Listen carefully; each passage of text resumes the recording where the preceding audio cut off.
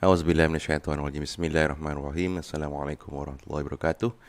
Pada 3 bulan yang lalu kita dah membaca mengenai tajuk membuang air, iaitu berak dan kencing tajuk dia. Terus terang ditulis. Di mana buang air, dekat padang ke, kemudian bagaimana nak buat tandasnya, apa semua. Lama kita tak membaca kitab dengan sebab saya pun kadang-kadang tak sihat, kadang-kadang ada kerja. Hari ini nak menyambung kita, iaitu tajuk Babun Nahyi Anil Bauli Qa'iman. Bab pada menegah akan kencing berdiri. Bauli ni kencing. Kalau di Malaysia, orang-orang Melayu, mungkin di mana-mana tempat lah, orang Melayu, orang lelaki utamanya, dia kata malu untuk kencing duduk. Sedangkan kencing duduk itu adalah sunnah Rasulullah sallallahu alaihi wasallam. Menghidupkan sunnah walaupun yang sekecil ini pun sebenarnya, kalau kita mati kita akan jadi mati syahid. Tinggi nilainya. Jadi bab yang ke-71, iaitu bab tegah daripada kencing berdiri, iaitu ketahuilah kiranya ya saudaraku. Ini gaya penulisan Bahrul Mazi ya. Penulis ni.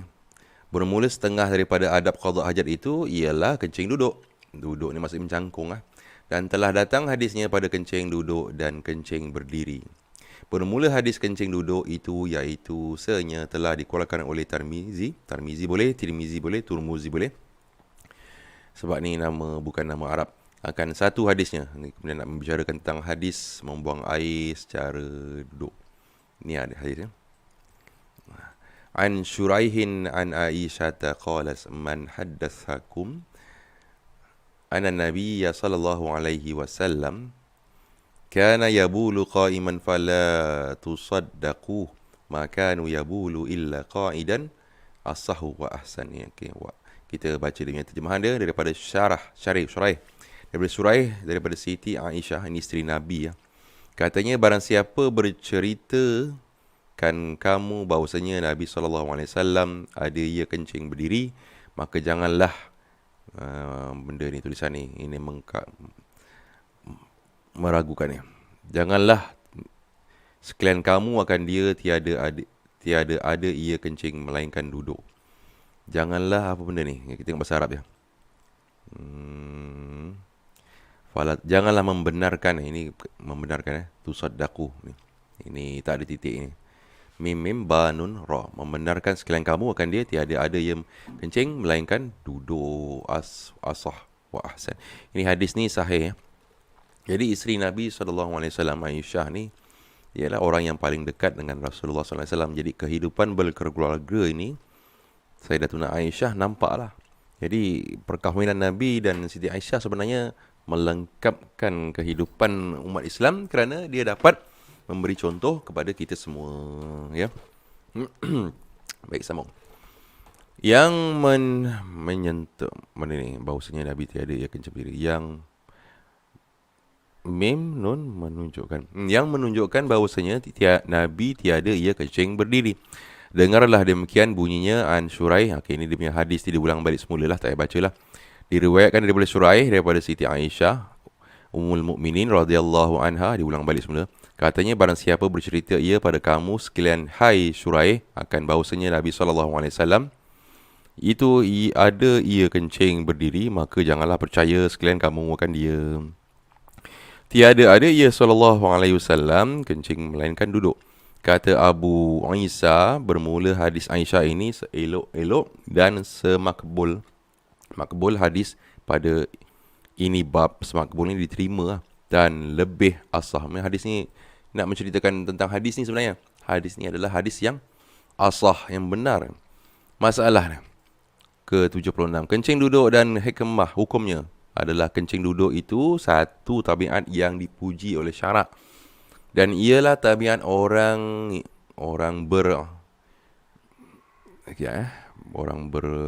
berbiadab.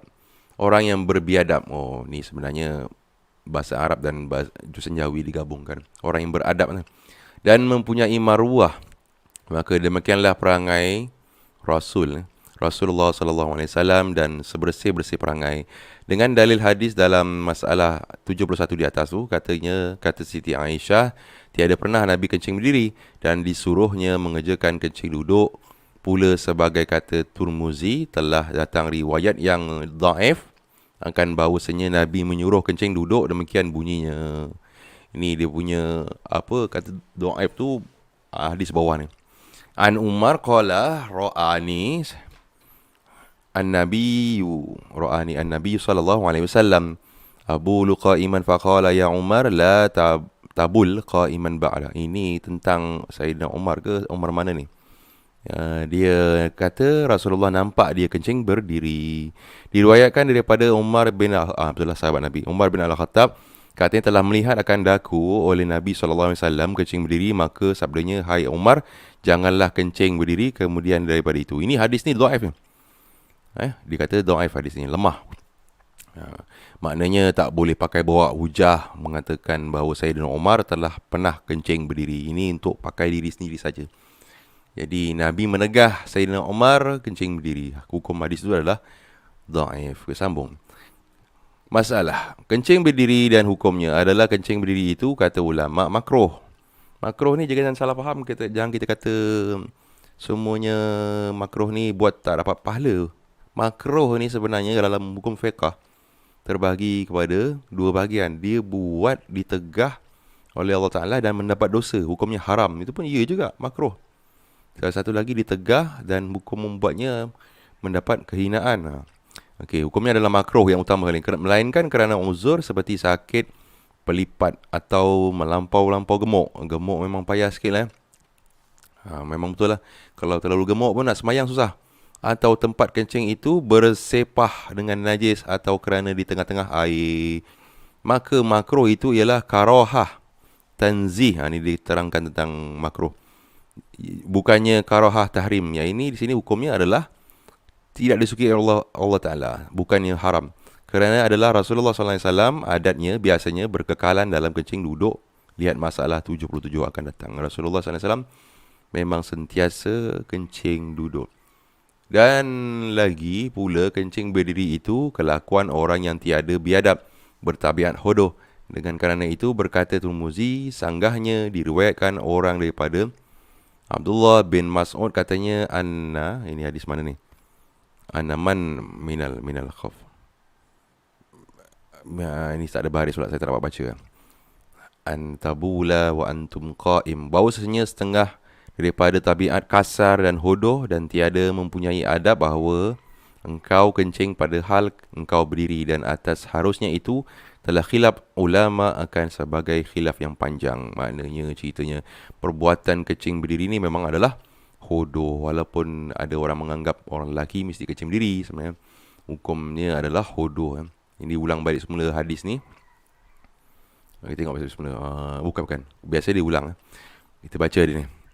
An Huzaifata anna Nabiyya sallallahu alaihi wasallam ata subatata qaumin fabala 'alaiha qa'iman fa ataituhu biwadu'in fa zahabtu li'ata'akhkhara anhu fada'ani hatta kuntu inda akhibihi asah. Ini hadis yang sah daripada Huzaifah bahawasanya Nabi Muhammad sallallahu alaihi wasallam datang, ia akan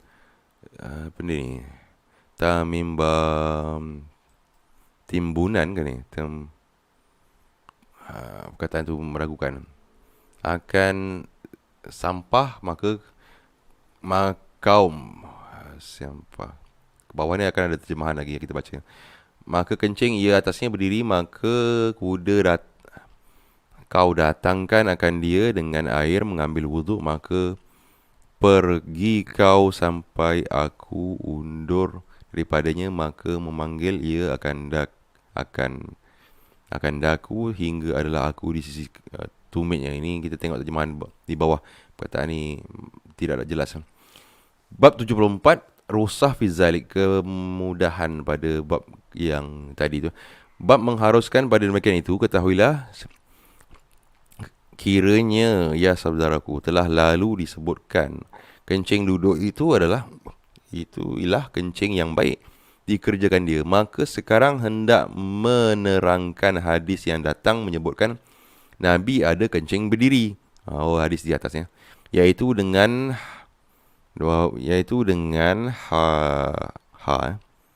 Sungguhnya telah dikeluarkan oleh Tirmizi akan satu hadis yang demikian bunyinya. Di atas tadi itulah.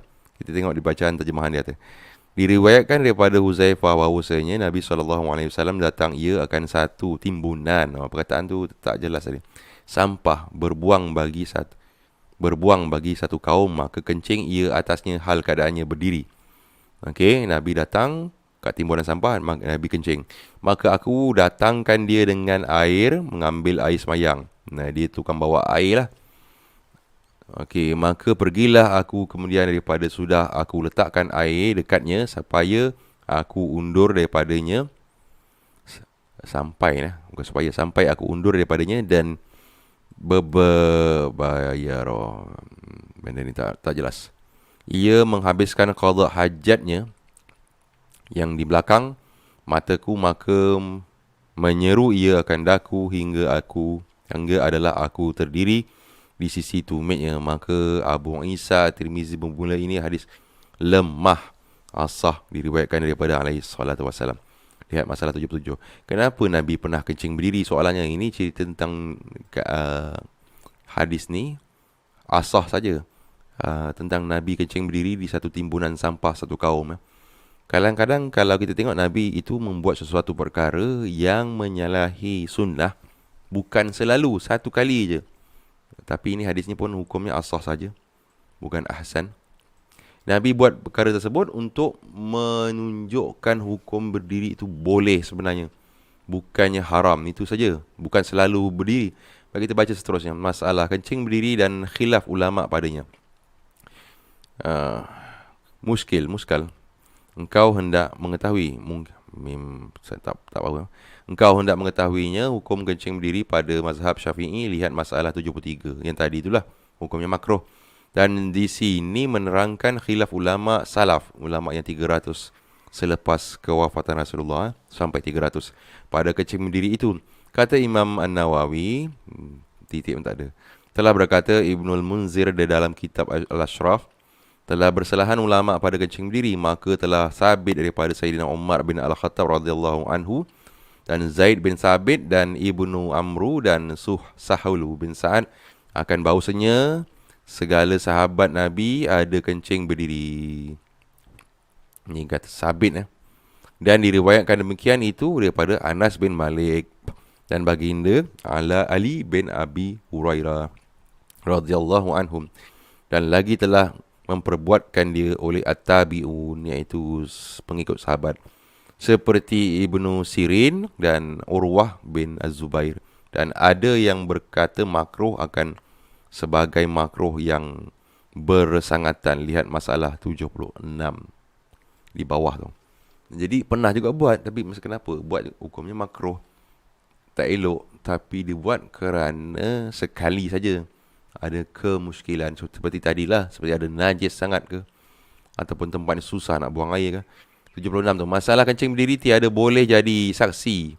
Ya saudaraku, setengah daripada sahabat Nabi memakruhkan umat-umat kencing berdiri, itu ialah Ibnu Mas'ud dan lain daripada sahabat Nabi seperti Asy-Sya'bi dan Ibrahim bin Sa'ad. Maka Ibrahim bin Sa'ad tiada meluluskan jadi saksi akan orang yang kencing berdiri itu. Dan ada pula yang lain itu bahawasanya jika seorang itu kencing berdiri pada tempat, orang ini tak boleh jadi saksi kalau pada pendapat